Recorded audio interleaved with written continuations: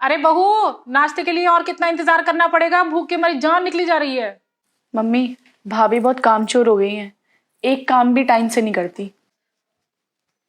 दीदी, अगर मैं आपको कामचोर नजर आ रही हूँ तो आपने खुद ने उठ के अपने और मम्मी के लिए नाश्ता क्यों नहीं बनाया?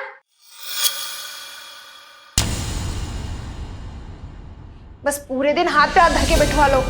भाभी कैसे बात कर रही हैं आप? मैं क्यों करूं काम? ये मेरा घर है।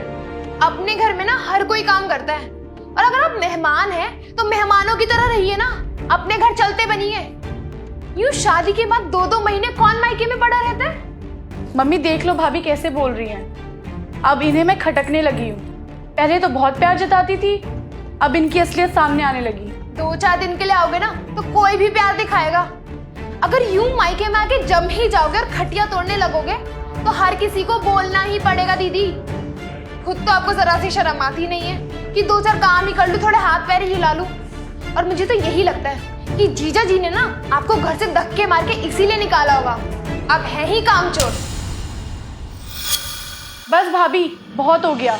मेरे ससुराल वाले मेरा बहुत ख्याल रखते हैं और काम के लिए हेल्पर्स भी है। अच्छा, ये बात है? तो अपने ससुराल क्यों नहीं चली जाती? यहाँ क्यों पड़ी हुई हो? जरा से भी शर्म नहीं आती है। और वैसे भी दीदी, शादी के बाद ना ससुराल ही लड़की का घर होता है, ना कि मायका। अभी की अभी चली जाऊंगी। इतनी बेइज्जती के बाद इस घर में रहेगा भी कौन? माँ, आज आप भी चुप रही। बेटा मैं क्या ही कह सकती हूँ, मैं तो खुद तेरे भैया भाभी के रहमों पर पल रही हूँ। बेटा तू अपने घर चली जा, मैं तेरी और बेइज्जती बर्दाश्त नहीं कर सकती। घर जाके दामाद जी का और अपनी सास का ख्याल रखना। मैं जा रही हूँ। मुझे आज समझ आ गया है कि मायके में मेहमान की तरह ही आना चाहिए। मेरा ससुराल ही मेरा घर है। मैं जा रही हूँ।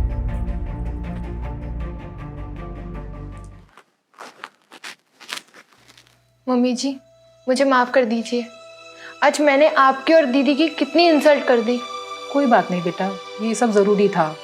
जैसे एक बीमारी को सही करने के लिए कड़वी दवाई को दिया जाता है ना, वैसे रिश्तों को सही करने के लिए ये सब भी करना ज़रूरी था। तू माफ़ी क्यों मांग रही है? ये सब करने के लिए मैंने ही तो तुझे कहा था।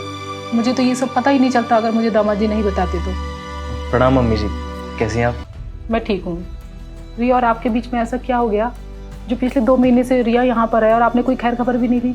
नहीं मम्मी, मैं रिया को लेकर ही आपसे बात करने आया हूँ।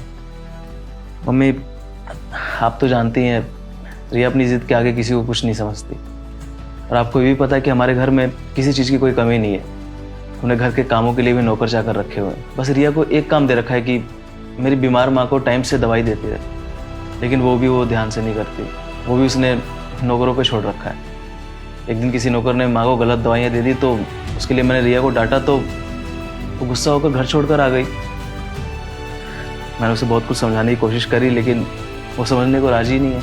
वो उल्टा कहती है कि मैं अपने मायके में बड़ी खुश हूँ, मैं राज कर रही हूँ, मुझे किसी प्रकार की कोई परेशानी नहीं है, कोई दिक्कत नहीं है। और अब तो वो कहती है कि मैं कभी वापस भी नहीं आने वाली।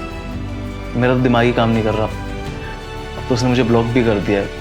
इसलिए मैंने आपको फ़ोन किया कि जब रिया घर पर ना हो तो मैं आपसे मिलने आऊँ।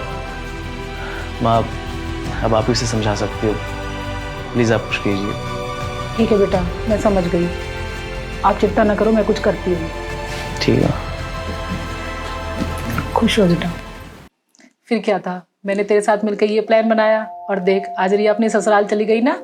मुझे पता है मेरी बेटी बहुत जिद्दी है, अगर उसे प्यार से समझाती तो वो नहीं जाती। आज तेरी वजह से मेरी बेटी का घर बस गया, उसके लिए थैंक यू। नहीं मम्मी जी, आप कैसी बातें कर रही हैं? दीदी मेरी भी तो बहन जैसी है ना। थैंक यू की कोई बात नहीं है।